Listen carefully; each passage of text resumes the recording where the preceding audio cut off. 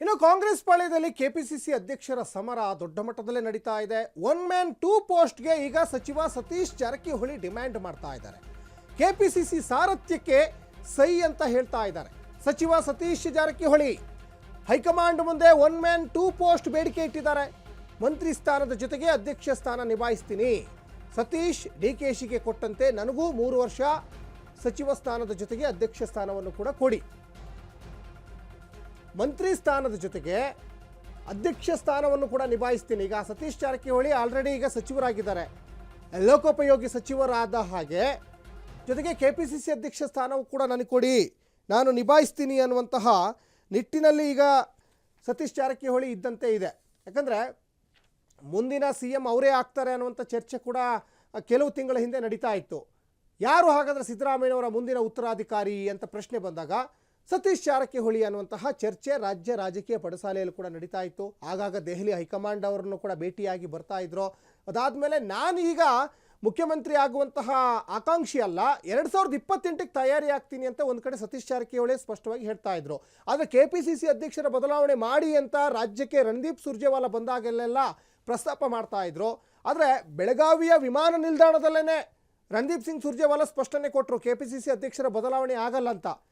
ಆದರೆ ಈಗ KN ರಾಜಣ್ಣ ಹೇಳ್ತಾ ಇರೋ ಪ್ರಕಾರ, ಸತೀಶ್ ಜಾರಕಿಹೊಳಿಯವರ ವರ್ತನೆಯನ್ನು ನೋಡ್ತಾ ಇರೋ ಪ್ರಕಾರ ಎಲ್ಲೋ ಒಂದು ಕಡೆ KPCC ಅಧ್ಯಕ್ಷರ ಬದಲಾವಣೆ ಆಗಬಹುದಾ ಅಂತ. ಯಾಕಂದರೆ ಮೊನ್ನೆ AICC ಅಧ್ಯಕ್ಷರಾಗಿರುವಂಥ ಮಲ್ಲಿಕಾರ್ಜುನ್ ಖರ್ಗೆ ಕೂಡ ಸ್ಪಷ್ಟನೆಯನ್ನು ಕೊಟ್ಟರು. ಒಡಿಶಾ ಸೇರಿದಂತೆ ಬೇರೆ ಬೇರೆ ರಾಜ್ಯದಲ್ಲಿ ಆಯಾ ರಾಜ್ಯದ ಕಾಂಗ್ರೆಸ್ ಅಧ್ಯಕ್ಷರನ್ನು ಬದಲಾವಣೆ ಮಾಡಿದ್ದೀವಿ ಅಂತ. ಹಾಗಾದರೆ ಕರ್ನಾಟಕದಲ್ಲೂ ಬದಲಾವಣೆ ಆಗುತ್ತೆ ಅನ್ನುವಂಥ ಒಂದು ಸುಳಿವನ್ನು ಕೊಟ್ಟಿದ್ದರು. ಆ ನಿಟ್ಟಿನಲ್ಲಿ ಈಗ ಅಹಿಂದ ವರ್ಗದ ನಾಯಕರುಗಳು ಸ್ವಲ್ಪ ಖುಷಿಯಲ್ಲಿದ್ದಂತೆ ಇದೆ. ಹಾಗಾದರೆ DK ಶಿವಕುಮಾರ್ ಮುಂದಿನ ಪ್ಲ್ಯಾನ್ ಏನು ಹಾಗಾದರೆ? ಎಸ್, ಈ ಬಗ್ಗೆ ಹೆಚ್ಚಿನ ಡೀಟೇಲ್ಸನ್ನು ನಮ್ಮ ಪೊಲಿಟಿಕಲ್ ರಿಪೋರ್ಟರ್ ಹನುಮಂತು ಕೊಡ್ತಾ ಹೋಗ್ತಾರೆ.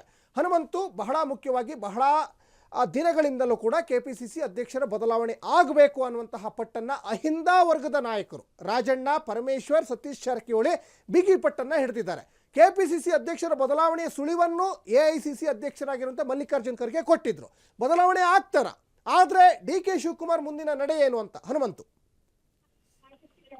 ಸಚಿನ್, ಕಾಂಗ್ರೆಸ್ನಲ್ಲಿ AICC ಅಧ್ಯಕ್ಷ ಮಲ್ಲಿಕಾರ್ಜುನ್ ಖರ್ಗೆ ಅವರು KPCC ಅಧ್ಯಕ್ಷ ಬದಲಾವಣೆಯ ಸೂಚನೆ ಕೊಟ್ಟ ನಂತರದಲ್ಲಿ, ಸುಳಿವು ಕೊಟ್ಟ ನಂತರದಲ್ಲಿ ಒಂದಷ್ಟು ರಾಜಕೀಯ ಚಟುವಟಿಕೆಗಳು ಸಾಕಷ್ಟು ಗದಿಗೆದರ್ತಾ ಇರುವಂತದ್ದು. ಪ್ರಮುಖವಾಗಿ ದಲಿತ ಸಚಿವರು ಏನಿದ್ದಾರೆ ಅವರೆಲ್ಲರೂ ಕೂಡ ಹೈಕಮಾಂಡ್ ನಾಯಕರನ್ನ ಭೇಟಿ ಮಾಡಿ ಒಂದಷ್ಟು ತಮ್ಮ ಬೇಡಿಕೆಗಳನ್ನ ಮುಂದೆ ಇಡ್ತಾ ಇರುವಂತದ್ದು.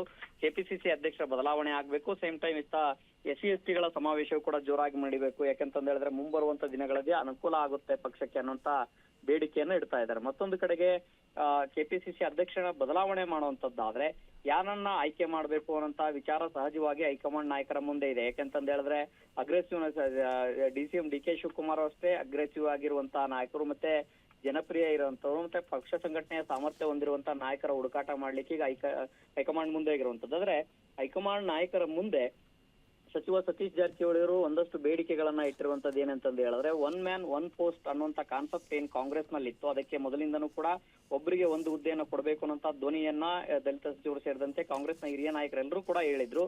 ಆದ್ರೆ ಇದೀಗ ಹೇಗೆ CM DK ಶಿವಕುಮಾರ್ ಅವರಿಗೆ ಬೇರೆ ರೀತಿಯ ಹುದ್ದೆಗಳನ್ನ, ಅಂದ್ರೆ ಬೇರೆ ಬೇರೆ ಸಚಿವ ಸ್ಥಾನದ ಖಾತೆಗಳನ್ನ ಕೊಟ್ಟಿದ್ದೀರೋ, ಅದೇ ರೀತಿಯ ಬೆಂಗಳೂರು ಉಸ್ತುವಾರಿ ಕೊಟ್ಟಿದ್ದೀರೋ, ಸೇಮ್ ಟೈಮ್ KPCC ಅಧ್ಯಕ್ಷ ಸ್ಥಾನದ ಜವಾಬ್ದಾರಿ ಕೂಡ ಅವರ ಮೇಲಿದೆಯೋ, ಅದೇ ಮಾದರಿಯಲ್ಲಿ ನಮಗೂ ಕೂಡ KPCC ಅಧ್ಯಕ್ಷ ಸ್ಥಾನದ ಜೊತೆಗೆ ಬೇರೆ ಸಚಿವ ಸ್ಥಾನವೂ ಕೂಡ ಕಂಟಿನ್ಯೂ ಮಾಡಿ ಅನ್ನುವಂತ ವಾದವನ್ನ ಅಥವಾ ಆ ಬೇಡಿಕೆಯನ್ನ, ಅಭಿಪ್ರಾಯವನ್ನ ಸತೀಶ್ ಜಾರಕಿಹೊಳಿ ಇಟ್ಟಿರೋದು. ಆದ್ರೆ ಹೈಕಮಾಂಡ್ ಈಗಾಗ್ಲೇನೆ ಒನ್ ಮ್ಯಾನ್ ಒನ್ ಪೋಸ್ಟ್ ಅನ್ನುವಂತ ಕಾನ್ಸೆಪ್ಟ್ ಏನಿದೆ ಅದನ್ನ ಮೀರಿ ನಾವು ಕೊಡುವಂತದ್ದು ಯಾವ ರೀತಿ ಈ ಕ್ಷಣಕ್ಕೆ ಈ ಒಂದು ಅದನ್ನ CM DK ಶಿವಕುಮಾರ್ ಅವರಿಗೆ ಕೊನೆ ಮಾಡುವಂತ ಒಂದಷ್ಟು ಪ್ಲಾನ್ ಅನ್ನ ಹೈಕಮಾಂಡ್ ಮುಂದೆ ಇರುವಂತ ಕಾರಣಕ್ಕಾಗಿ ಸತೀಶ್ ಜಾರಕಿಹೊಳಿ ಅವರ ನಡೆಯನ್ನು ಕೂಡ ಸಾಕಷ್ಟು ಕುತೂಹಲವನ್ನ ಮೂಡಿಸಿದೆ.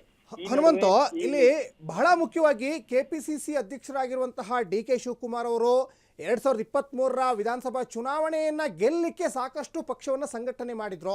ಇಡೀ ದೇಶದಲ್ಲಿ ಪಕ್ಷ ಎಲ್ಲೇ ಸಂಕಷ್ಟದಲ್ಲಿದ್ರೂ ಕೂಡ ಅಲ್ಲಿ ಹೋಗಿ ಆ ಸಂಕಷ್ಟವನ್ನು ನಿವಾರಣೆ ಮಾಡ್ತಾರೆ ಅನ್ನೋದು ಹೈಕಮಾಂಡ್ಗೂ ಕೂಡ ಚೆನ್ನಾಗೇ ಗೊತ್ತಿದೆ. ಇಲ್ಲಿ ಪರಮೇಶ್ವರ್ ಒಂದು ಡಿನ್ನರ್ ಪಾರ್ಟಿ ಮಾಡಿದ್ನೇ ಹೈಕಮಾಂಡ್ ಮಟ್ಟದಲ್ಲಿ ಹೋಗಿ ಅದನ್ನು ತಡೆ ಒಡ್ಡಿದ್ರು. ಅಷ್ಟು ಸುಲಭಕ್ಕೆ ಅವ್ರನ್ನ ಬದಲಾವಣೆ ಮಾಡುತ್ತಾ ಹೈಕಮಾಂಡ್? ಇವ್ರು ಎಷ್ಟೇ ಹೋಗಿ ಅವರಿಗೆ ಕಂಪ್ಲೇಂಟ್ ಮಾಡ್ಬೋದು, ರಾಜಣ್ಣ, ಪರಮೇಶ್ವರ್, ಸತೀಶ್ ಜಾರಕಿಹೊಳಿ ಎಷ್ಟೇ ಜನ ಕಂಪ್ಲೇಂಟ್ ಮಾಡಿದ್ರು ಕೂಡ ಅಷ್ಟು ಬೇಗ ಅವ್ರನ್ನ ಬದಲಾವಣೆ ಮಾಡುತ್ತಾ ಹಾಗಾದ್ರೆ ಅಂತ? ಸಚಿನ್ ಅದನ್ನೇ ಹೇಳ್ತಾ ಇರೋದು. ಯಾಕಂದ್ರೆ DCM DK ಶಿವಕುಮಾರ್ ಅವರನ್ನ ಬದಲಾವಣೆ ಮಾಡಬೇಕು ಅನ್ನೋಂಥದ್ದಾದ್ರೆ ಅದೇ ಸಾಮರ್ಥ್ಯದ ನಾಯಕ ಬೇಕು ಇಲ್ಲಿ. ಒಂದು ಆ ಅಗ್ರೆಸಿವ್ನೆಸ್ ಆಗಿರುವಂತದ್ದು, ಎರಡನೇದು ಜನಪ್ರಿಯತೆ, ತನುಮನ ಧನದಿಂದ ಪಕ್ಷವನ್ನ ಮುನ್ನಡೆಸುವಂತ ಸಾಮರ್ಥ್ಯ, ಸಂಘಟನಾತ್ಮಕವಾಗಿ ಮುಂಬರುವಂತ ದಿನಗಳಲ್ಲಿ ಸರ್ಕಾರಕ್ಕೂ ಮತ್ತೆ ಪಕ್ಷಕ್ಕೂ ಯಾವುದೇ ರೀತಿಯ ಗೊಂದಲಗಳಿಲ್ಲದೆ ಎಲ್ಲರನ್ನು ವಿಶ್ವಾಸಕ್ಕೆ ತೆಗೆದುಕೊಂಡು ಹೋಗುವಂತ ನಾಯಕತ್ವ ಬೇಕಾಗಿದೆ.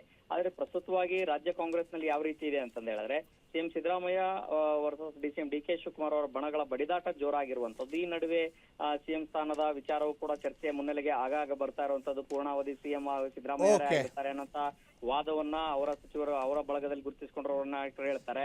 ಇಲ್ಲ, ಯಾವುದೇ ರೀತಿಯ ಅಧಿಕಾರ ಹಂಚಿಕೆ ಸೂತ್ರ ಚರ್ಚೆ ಮುನ್ನೆಲೆಗಿದೆ ಅನ್ನೋಂತ ವಾದವನ್ನ DCM DK ಶಿವಕುಮಾರ್ ಅವರ ಬಣದಲ್ಲಿಂದ ಕೇಳಿ ಬರ್ತಾ ಇದ್ದಾರೆ. ಅಂತಿಮವಾಗಿ ಎಲ್ಲರನ್ನೂ ಒಪ್ಪುವಂತ ಸಿದ್ದರಾಮಯ್ಯ ಅವರು ಒಪ್ಪಬೇಕು, DK ಶಿವಕುಮಾರ್ ಅವರು ಒಪ್ಪಬೇಕು, ಅಂತಹ ನಾಯಕನ ಹುಡುಕಾಟದಲ್ಲಿ ಈಗ ಕಾಂಗ್ರೆಸ್ ಇರುವಂತದ್ದು. ಸಚಿನ್, ಧನ್ಯವಾದ ಹನುಮಂತು ತಮ್ಮೆಲ್ಲ ಡೀಟೇಲ್ಸ್ಗಾಗಿ.